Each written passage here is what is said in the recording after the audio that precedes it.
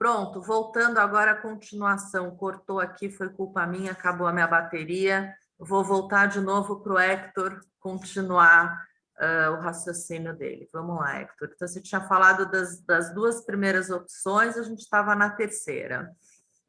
La tercera, no creo que fue grabada, era de que en esa contestación existía una posibilidad dialéctica, o sea, o filho expunha una idea, o pai, que llamaba tesis, una antítesis exposta pelos pais, as duas se escutavam e surgia uma síntese, que é a maneira mais, como posso dizer, madura e lógica de crescer. E esse sim é o crescimento e aquisição da responsabilidade, porque otorga uma confiança no jovem. Mas o que eu estava dizendo quando cortou a gravação, Roberta, era de que é mais fácil dizer como infantilizar os filhos.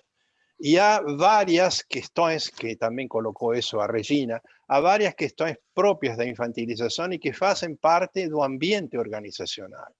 Por exemplo, os filhos podem ser absorvidos por alguns mitos familiares. E os mitos têm uma força muito grande. Quando é que eles têm força? Eles têm força quando os jovens não conseguem criar habilidade para pensar. Eles apenas seguem métodos, protocolos mentales, se vocês querem, não o protocolo que está falando Thomas, mas protocolos mentais de respostas já sabidas, etc. Isso formam os mitos.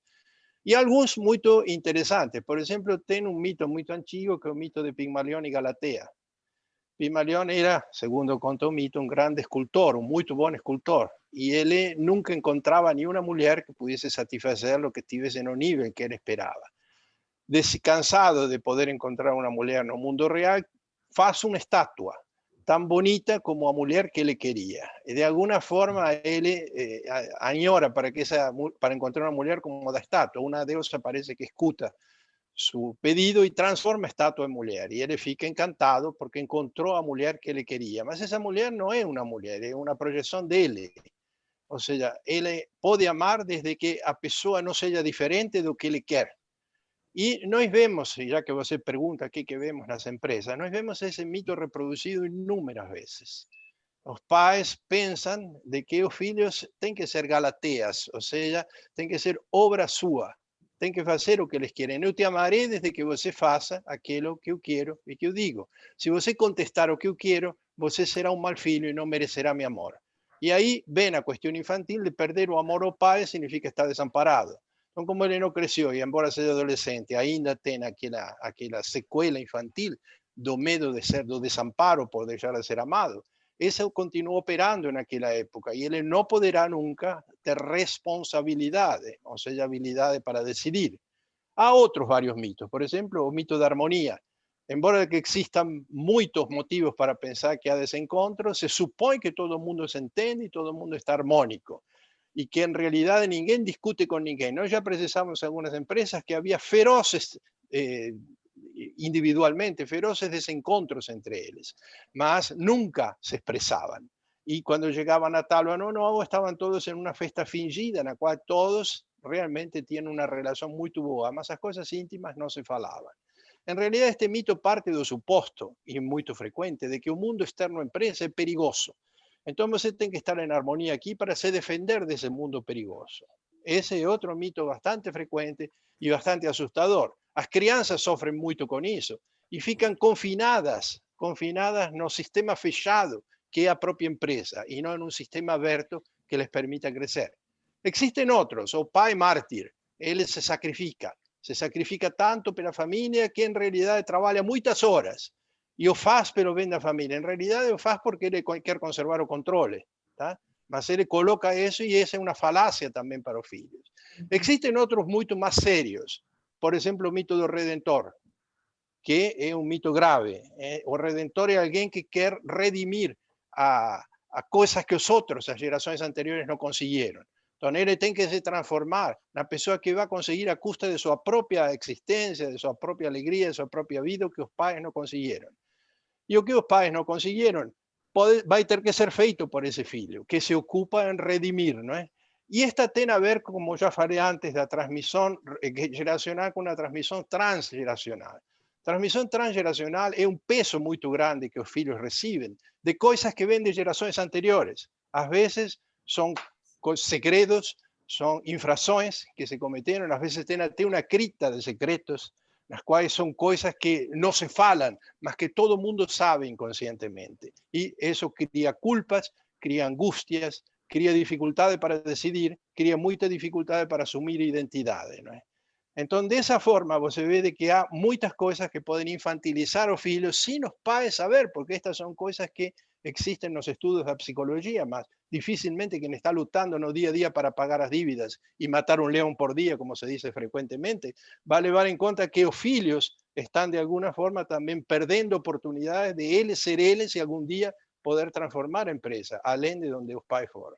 Então, isso que tinha para trazer.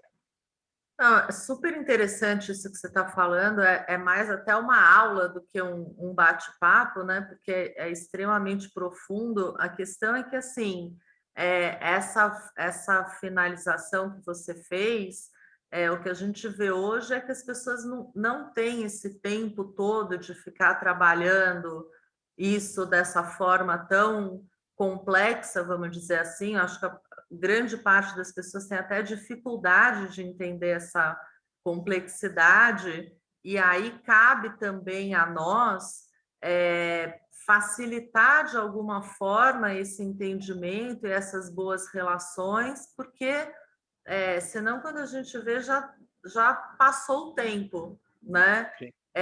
Eu me lembro quando a gente começou a fazer o GEF, vocês todos já estão lá há 10 anos, enfim, que o Capobianco, o Eduardo, que coordenava comigo, ele dizia, olha, o problema é que se você ficar muito na psicologia, a empresa quebra, né? Se você ficar só na empresa, a família se desestrutura.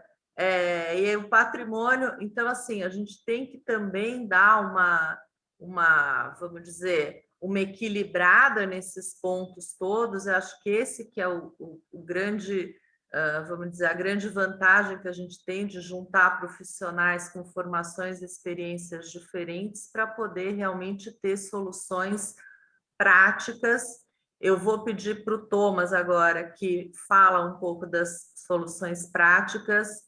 De novo, queria pedir desculpa que a gente teve que interromper aqui, que caiu a força do meu computador, e aí depois a gente faz um fechamento para encerrar aqui. Mas vamos lá, Thomas, a palavra é sua. Tá bom. Soluções práticas, eu acho que é muito através do diálogo. Às vezes você precisa conversar separadamente com membros da família. Um pouco aquilo que o Hector mencionou, eu chamo de famílias claustrofóbicas. Eu já peguei casos de famílias onde, numa cidade do interior, o pai, mãe, 3 filhos, 3 noras, todo mundo precisa morar junto, por exemplo. Você tem casos de famílias onde, obrigatoriamente, todo mundo precisa viajar juntos no fim do ano. E não tem desculpa. Então, imagina o pai com filho já de 40, 45 anos, tem que ir todo mundo junto. E durante a viagem, só se fala dos negócios e dos problemas. Então, isso é uma infantilização, isso gera problemas muito grandes. Então, a gente precisa tentar, exatamente através da conversa com os filhos, às vezes empoderar os filhos, isso pode até gerar uma crise, e você pode, inclusive, ser convidado a não mais ajudar a família, porque você está, de certa forma, induzindo os filhos a ir contra os pais, ou conversar com os pais, e os pais precisam aceitar.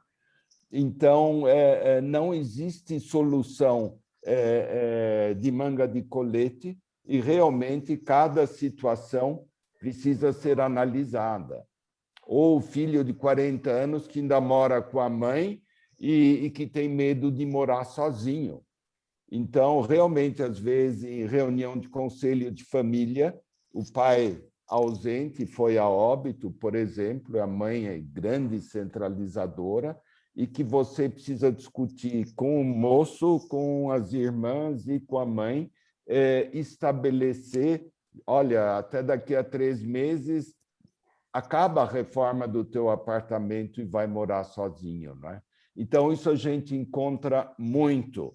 Essa questão, eu chamo isso de infantilização, porque eles são grandes crianças. Às vezes, eles podem ser brilhantes, vamos dizer, gestores, mas, de outro lado, eles têm uma dependência muito grande e eles também têm, às vezes, dificuldades em tomar decisões sem sempre voltar a perguntar à mãe ou ao pai o que fazer.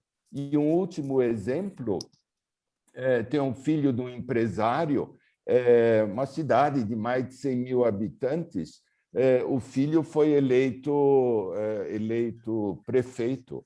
O que o pai fez? Ele colocou à disposição os melhores gestores que foram trabalhar como secretários na prefeitura. Não é que ele quer ajudar a prefeitura, ele quer dominar o filho, ele quer estar supervisionando, acompanhando o que ele está fazendo. Então, é através da conversa, precisa se discutir, mas são, às vezes, situações, ou está tão arraigado nos pais certos princípios, certas coisas, que é muito difícil quebrar isso. E muitas vezes chegamos em situações de conflitos ou de sujeição muito grande. Era isso que eu tinha que relatar. É muito complexo isso que você está falando também, porque, em tese, quando você cria um conselho consultivo de administração, o que você está querendo fazer é separar, né, o que é família, o que é propriedade, o que é empresa. E aí, como você colocou aí, às vezes a situação é tão grave, a confusão é tão grave que você tem que discutir a reforma da casa do filho de 40 anos para ele sair de casa nesse conselho, né? Você leva isso, desculpe-te, só para acrescentar, em termos de conselho de família. Muitas vezes são empresas relativamente grandes, uma do pai, filho, prefeito, são mais de 2.000 funcionários, ele não quer ter conselho consultivo. Né? Então, se discute isso, vamos dizer, é um conselho de família, que ele chama de conselho consultivo, mas às vezes leva 4, 5 anos para o empreendedor aceitar alguém de fora. E muitas vezes precisa ser alguém da escolha, amigo, etc., que também gera problemas. Então, aquilo que a gente discute na teoria, que seria o ideal, às vezes estamos muito longe de chegar a esse ponto. É bem complexo, né? A gente ouvindo essas conversas todas, a gente vai vendo como é difícil, como é complexo ser humano, ser família e ser empresa, né? Eu vou fazer uma rodada agora, começar pela Regina. Fala para a gente, Regina, faz um fechamento aí para a gente enfim, do que a gente pode sintetizar um pouco do que foi falado. Eu acho que, em cima de tudo isso que foi colocado, todos os pontos foram muito relevantes e muito importantes, dariam capítulos de aula, como você falou. Acima de tudo, eu quero dizer o seguinte: nós somos seres humanos incompletos, falíveis, em construção. Se a gente não aceitar as nossas fraquezas, as nossas limitações, nossas dificuldades, por melhores que a gente tenha sido no passado, na empresa, seja onde for, todos nós temos limites e todos estamos aqui para crescer, aprender, evoluir. Essa sabedoria não é que você atinge e acabou, já está lá o diploma de sabedoria, não. As situações são novas, o mundo muda com uma velocidade que a gente nunca viu anteriormente, as famílias estão em extremo sofrimento, porque aquela família de antigamente, que era mais castradora, que era mais limitante, se converteu numa família caótica, assim, que a gente chama de filiarcado, né? Os filhos têm o poder, enfim, e essa glamorização, tudo é o filho, os filhos são verdadeiros heróis, né? Esse exagero, né, de colocar a cria como de seu diploma, né, o seu troféu, né? Isso é uma descompensação muito grande. Eu acho que a família contemporânea tem muito que aprender a lidar com tudo isso e a ter um modelo nem tão castrado, não tão limitante e também não tão permissivo, e esse caos, e viraram uma turma, né, de gente morando junto. Meu filho é meu amigo, essa história de que meu amigo?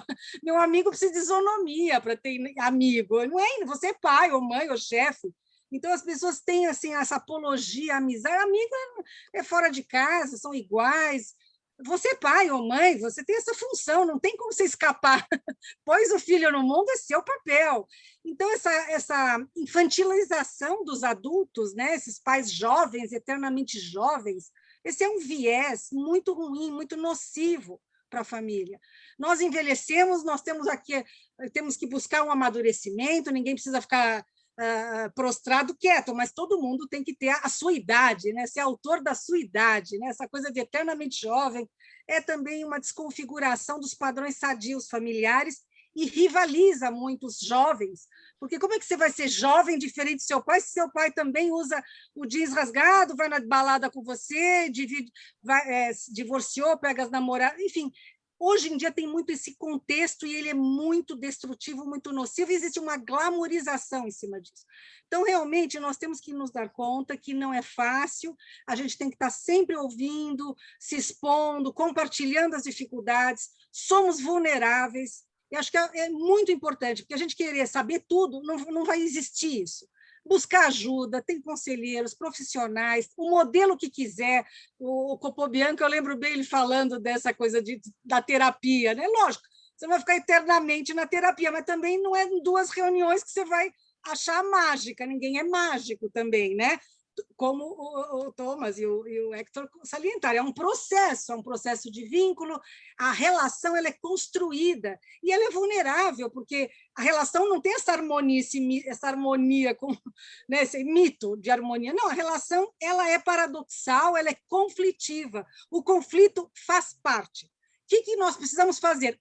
Aprender a administrar o conflito, com sofrimento, com momentos bons, com momentos difíceis, e um dia atrás do outro, e vamos construindo. Quer dizer, o importante é a gente não perder de vista que a gente precisa ter essa humildade de saber que, mesmo que a gente seja dono lá da maior empresa da B3, não importa, você tem áreas cegas, você precisa se cuidar, você está sujeito a qualquer situação, seus filhos não são seus troféus, não são, porque com isso você vai estar anulando a capacidade deles serem eles mesmos, e isso gera sintomas, frustrações, enfim, que leva-se, às vezes, uma vida para tratar e, às vezes, nem se trata.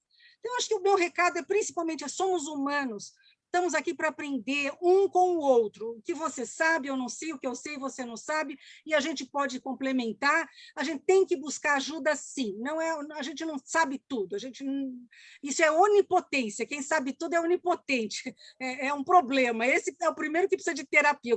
O que sabe tudo me dá medo. Eu digo, esses daqui que já chega falando aqui tudo que é isso, que é aquilo que tem que fazer, eu falei, esse é o pior paciente, esse é o pior cliente, porque é aquele que não chega para se expor, para dizer, olha, isso está difícil, meu filho está colocando isso, o que a gente tem para conversar? Vamos administrar os conflitos, os paradoxos, porque eles são permanentes, não tem como as gerações terem essa harmonia, cada um viveu num tempo, tem uma história, e essa história tem que ser legitimada, respeitada e humanizada.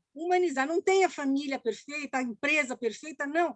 Mesmo com conflitos, com dificuldades, a gente consegue produzir, consegue realizar pontos fortes com pontos fracos. É uma dialética, como ele colocou, quer dizer, não tem, né? Não tem como polarizar e como fazer uma coisa by the book, na cartilha, não existe.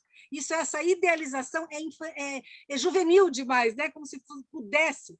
Eu acho que a gente ser humano, a gente ser maduro, entender que é difícil mesmo e que a gente está aqui para aprender, para construir, para se ajudar mutuamente. Meu recado seria esse. E consertando avião em voo também, né? A gente vai aprendendo e, enfim, vai realmente tocando a vida e aprendendo dentro das ajudas e das possibilidades que a gente tem também, sempre com essa humildade que você falou, que ninguém é melhor em tudo, né? E todo mundo precisa de ajuda. Thomas, faça o seu fechamento. Para concluir, na posição de uma pessoa que trabalha com as famílias empresárias, eu acho que a gente precisa ter muito em mente a questão da construção, não é?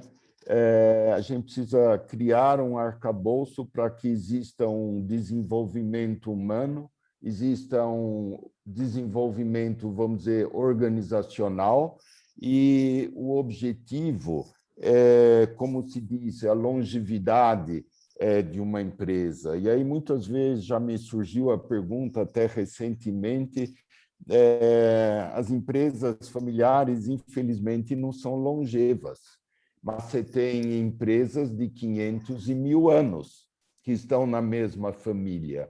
Então, a pergunta e tem algumas explicações, mas eu, pessoalmente, vamos dizer, desconheço todas, e é um assunto onde eu quero mergulhar um pouco mais. Mas, falando longevidade, é realmente a preocupação como passar o legado e o patrimônio para as próximas gerações.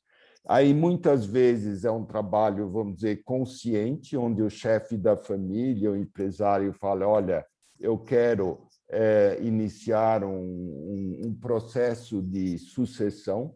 Eu não gosto de falar de processo de sucessão, eu gosto de falar de processo de transição, que é uma transição, são muitos aspectos que precisam ser elaborados. Tem outras famílias onde, através do trabalho no conselho consultivo ou no conselho de família, você vai criando os alicerces para essa transição. Então, nós lidamos com pessoas e nós precisamos ter a sensibilidade de saber escutar. Não somos os donos da verdade, e é uma posição realmente de ajudar e de um diálogo e participar desse processo. Então, acho que esse é um dos papéis das pessoas que apoiam as famílias empresárias. Muito bom. Héctor. En primer lugar, yo gustaría, Renata, Roberta, de ajustar una expresión que posiblemente no ficou clara mía, y es que você sintió de que había una tendencia desproporcionada ao lado psicológico. Y yo le diría que no es tal. A proposta que yo abracé tiene a ver con la escuela de Tavistock, y esa proposta envolve psicodinámica y sistemas. Sistemas é todo eso que está falando Thomas e que você está também falando, e o que falava Eduardo. O que acontece é que normalmente nós temos ao lado contrário, um enorme ênfase no lado técnico da empresa e administrativo e uma improvisação no lado afetivo, que é extremamente difícil, é delicado. Então, por isso é que eu me expandi um pouco mais nesse lado hoje. Más, ¿por qué? Porque ustedes ya están más do que preparados con todo el lado técnico, con los protocolos, con toda a visão do IBGC, con todos esos pasos que se dan para criar a gobernança corporativa. Eu já tive a experiência de que todos esses passos são muito efetivos ou podem ser absolutamente inócuos se você não trabalha esse outro lado e vem que é o lado relacional. Y al lado de la creación de una relación entre pais y filhos que normalmente o frecuentemente prácticamente no existe en profundidad. Hay muchas cosas que no se dicen, a veces ni entre marido y mujer. Entonces, en esa situación, el papel del consultor consiste en crear un vínculo, sin duda, para crear una confianza con él, mas también una posibilidad de atreverse a facilitar un diálogo de cosas que nunca fueron ditas y que normalmente sorprenden a las personas. Se não há esse espaço, por mais que você tenha empresa funcionando bem, você vai sofrer muito. Então, a grande questão, se você analisa um pouco o que nós estamos tratando, é o gerenciamento do sofrimento. O sofrimento nesta construção é inevitável, mas pode ser excessivamente desnecessário se você não trabalha adequadamente. Então, o nosso papel consiste, de alguma forma, em tratar de ser, como les podría dizer, eficaz na administração do sofrimento, que não vai ser possível de evitar, mas que também não tem por que subir a níveis insuportáveis, como normalmente nós vemos. Situações terríveis, você conhece muitas, foram tratadas no grupo de estudo de empresas familiares, foram citados muitos exemplos deles, de empresas conhecidas em nosso campo. Sin ir mais longe, seu marido usou o exemplo do Conde Matarazzo, que foi terrível, não é? Se você analisa, então esse sofrimento tudo, por mais que você tenha uma muito boa empresa, ela se desfaz, se desmiuça. Qual que é o objetivo da vida, então, dessas pessoas? Criar a empresa ou criar uma relação? E essa é uma questão que eles talvez não se perguntaram. Eu concluiria com umas palavras de Freud, não é? E ela diz assim que para o indivíduo que cresce, desvencilhar-se da autoridade e da dependência dos pais é uma das operações mais necessárias, mas também mais dolorosas do desenvolvimento. E Goethe fala o seguinte: aquilo que herdaste de teus pais, conquista-o para fazê-lo teu. Então, eu creio que essas são as minhas visões. Isso não quer dizer de que a gente vai ajudar uma empresa se só se ocupa de ser terapeuta. Claro que não. A visão de Tavistock, que também é da INSEAD, que são as empresas nas quais eu tenho uma profunda fé e um profundo respeito, falam em uma abordagem bifocal, que envolve esse lado psicológico, mas não improvisado, e um lado técnico, também não improvisado. Caminhando juntos em dois trilhos, eles podem se auxiliar, porque no momento em que você perde a referência no lado psicológico, tem outro que te assegura, te permita manter um pé na realidade. E quando o pé na realidade realmente não sai do lugar, começa a andar em círculos, é o lado psicológico que te permite abandonar e correr o risco de decidir fora do conhecido. Então, minhas palavras são de agradecimento a você, Roberta, e de um elogio por essa iniciativa que você está tomando e que de alguma forma não pudo ter continuidade no GEF devido à pandemia e que eram, como você disse, 10 anos muito ricos, de muito aprendizado de todos nós, não somente de aprendizado de conhecimentos, mas também de relacionamentos, que parece que de alguma forma você está lutando para tratar de recuperar isso. E naturalmente se pode contar comigo e creo que com todos nós que estamos aqui, seguramente com Valéria também, que é minha filha, não é? Para podermos continuar na medida do possível essa iniciativa tão rica e que contribui tanto para o país, porque a empresa familiar é uma base de sustentação do país, não é? Então, as coisas que estamos dizendo, embora pareçam, se você quer, às vezes um pouco, como te poderia dizer, psicológicas demais, acabam trazendo grandes benefícios. Então, me despeço, mandando um abraço para todos vocês e te felicitando pela iniciativa. Eu que queria agradecer, dizer que talvez eu tenha falado de uma forma que eu não fui compreendida. Eu conheço o seu trabalho como profissional em projetos, as exposições todas que vocês fizeram lá no GEF, você e a Valéria, os textos, enfim, maravilhoso. Vocês três, realmente é um prazer estar aqui conversando com vocês. Eu estou, de fato, tentando recuperar essa conversa. Não sei como eu aguentei ficar tanto tempo longe de vocês, porque foi 1 ano sem essas conversas, eu resistindo pelo Zoom. Quero fazer várias outras, vocês já estão desde já convidados. Vamos montando mesas com temas e pessoas diferentes, como a gente sempre faz.